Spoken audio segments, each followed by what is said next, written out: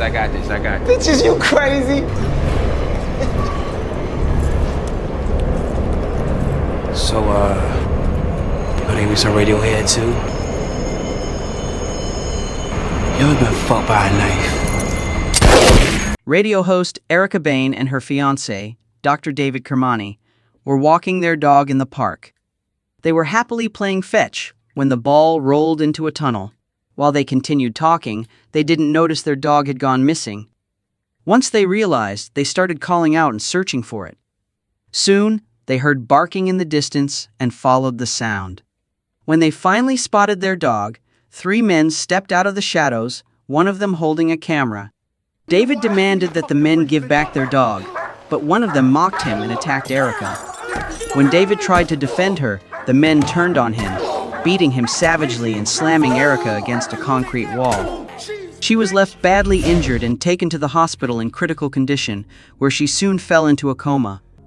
Meanwhile, detectives Mercer and Vitale arrived at the hospital morgue to investigate what seemed to be a suicide case. They went upstairs to speak with the victim's injured daughter. Mercer brought the girl into an office, but before they could begin, her stepfather, Mr. Morrow, suddenly stormed in, insisting on taking her home. Mercer refused Mr. Morrow's request and told him to get a lawyer. He suspected that Morrow was involved in his wife's death and believed the stepdaughter might be a key witness. Weeks later, Erica woke up from her coma and began to recover. David's mother visited and told her that his funeral had already taken place. Overcome with grief, Erica broke down, wishing she could see him again. When the police later questioned her, the trauma of the attack made it hard for her to remember or share much. After being released from the hospital, Erica returned to her apartment and kept the door locked at all times. She stayed inside for days, too scared to go out. Eventually, she gathered her courage, went downstairs, and walked to the police station to ask about her case. An officer told her the process might take time and asked her to wait for help. As the minutes passed, she noticed he kept giving the same response to everyone. Feeling frustrated and helpless, Erica left and went to a nearby gun shop, determined to buy a gun to protect herself. Erica didn't have a permit, so she knew she'd have to wait 30 days to buy a gun legally. Seeing her frustration, a man in the store offered to sell her one for $1,000. He took her through a market to a back alley, gave her a K9 pistol, showed her how to use it, and handed her some bullets. She bought it and left. That night, while stopping at a corner store for snacks, Erica saw a man storm in, yell at the clerk for not watching his child, and then shoot her dead. Erica hid in the aisle, but her phone suddenly rang, giving away her position. As the gunman looked for witnesses and walked past her, she pulled out her gun and fired 3 times. One bullet hit his neck, causing heavy bleeding. She ran to the counter, grabbed the security tape, and hurried home. Once there, she went straight to the bathroom. Moments later, detectives Mercer and Vitale arrived to investigate. They found the tape missing, no money stolen, and only one of the 3 shots hitting the target. From this, they assumed the shooter was an inexperienced man. That night, Erica practiced her lines for the radio show, but her words no longer reflected how she felt about New York after the attack. The next day, she went back to work, even though her boss thought it was too soon. For Erica, returning was the only way to feel alive again, so he let her go on air. But as she started speaking, she froze, haunted by her dark memories. Erica decided to speak from the heart, admitting that New York had become a place she feared, something she had never felt before. Her honesty caught the attention of Mercer, who was driving, and everyone in the studio. That evening, she visited David's grave and stayed until nightfall. On her train ride home to record, she saw 2 thugs harassing a man and stealing his iPod. When an old man tried to help, they attacked him too and pushed both men off the train. Seeing Erica still there, the thugs turned to her and mocked her. One pulled out a knife, but she calmly drew her gun and shot them both. Both men were dead, and all 4 of Erica's shots had hit their targets. She stepped off the train, realizing she hadn't needed to kill them, yet she was surprised by how calm she felt as police cars passed by. She ducked into a bar restroom, took off her hoodie, and threw up. Meanwhile, Mercer and Vitaly arrived at the scene, finding a stolen iPod and no money missing. Erica cleaned herself up and went back outside but couldn't resist returning to the scene. Meanwhile, Mercer noticed similarities between the two attacks and thought the shooter was becoming more confident. When he arrived at the street crowded with reporters, he saw Erica leaving, followed her, and told her he remembered where he had seen her before. Erica introduced herself to Mercer, mentioning she worked at the radio station and wanted to interview him, which made him walk away. Soon after, news spread about a self-appointed cop patrolling the streets. Mercer gave the iPod to Vital for testing, hoping to find its owner and track the vigilante. Back at work, Erica's boss told her that her latest show had attracted a big audience and encouraged her to continue. As she left, Erica walked downstairs and saw Detective Mercer waiting outside. She started to walk away, but Mercer called her back. He told her he had seen her at the hospital after the attack and that both he and his ex-wife were fans of her show, happy to see her return. He said he had reviewed her case and promised to find the attacker, also agreeing to her interview request. They sat and talked about his work, what he looked for at crime scenes, and his thoughts on the subway shooting. When Mercer noticed Mr. Murrow nearby, Erica quietly told him off the record that Murrow was a corrupt businessman and gangster suspected of killing his wife to gain custody of his stepdaughter, the only witness. Mercer said there was nothing he could do legally, but admitted off the record that what was done couldn't be undone. Their talk ended when Erica asked how he had felt the first time he shot someone. Mercer gave her his business card and told her to call any time after hours. One night, on her way home, a man in a parked car called her over.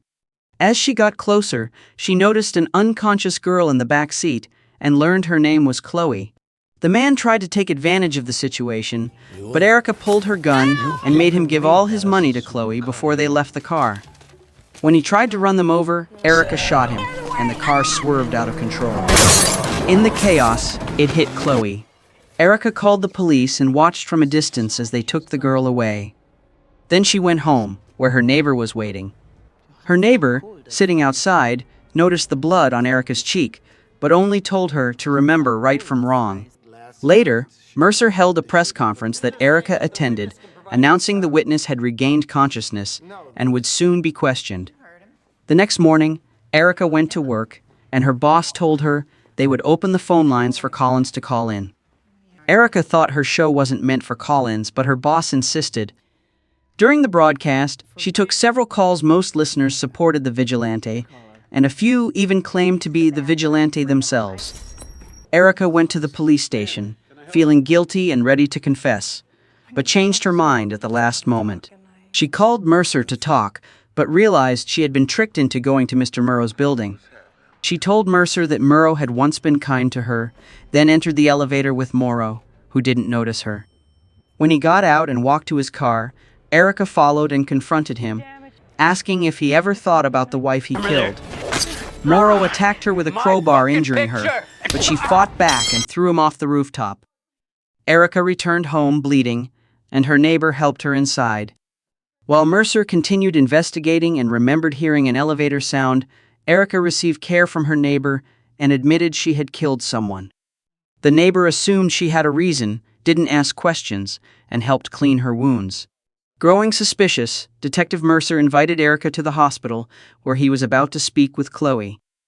Erica entered the room nervously, and Chloe recognized her right away. When Mercer asked about the night of the incident, Chloe claimed she hadn't seen anyone. Afterward, Mercer asked Erica why she had called him the night before and where she had been, but she only said she had gone to bed. The detectives later found the iPod's owner, who said he hadn't noticed anything strange, just an old man and a woman on the train.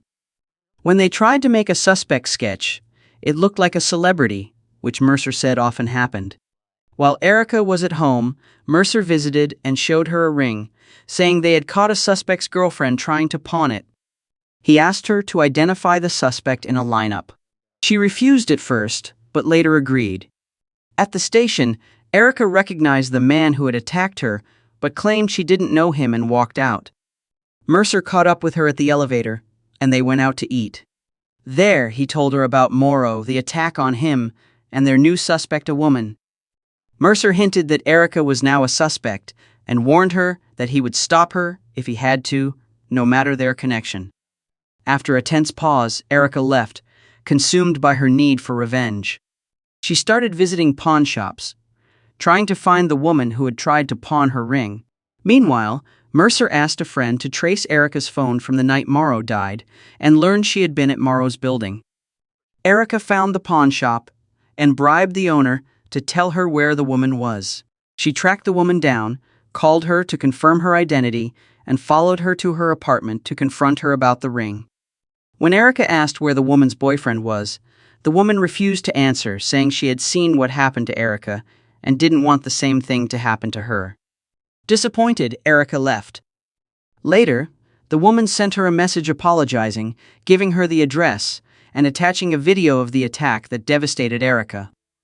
Erica burst into tears and sent Mercer a goodbye message along with the video. When Mercer received it, he rushed out to stop her. Erica reached the building, slipped inside, and saw several men in an alley with her dog. She armed herself and moved toward the gate where one man was holding the dog. When he saw her, he shot him dead, causing the others to run away in fear. Erica hid and waited for the criminal to pass, then shot him in the back, killing him instantly. She went after the last suspect but was attacked by the man who had killed David. He began choking her, but Mercer arrived and intervened. Erica grabbed a gun ready to kill him, but Mercer tried to calm her and took it away. Then, he handed her his own gun and told her to stop, but she pulled the trigger and killed the man. Erica surrendered, but Mercer refused to arrest her. Instead, he told her to shoot him in the arm to make it look like self-defense. She did, and after saying goodbye, she fled. Mercer gave her back the gun, freed her dog, called for backup, and was taken away in an ambulance.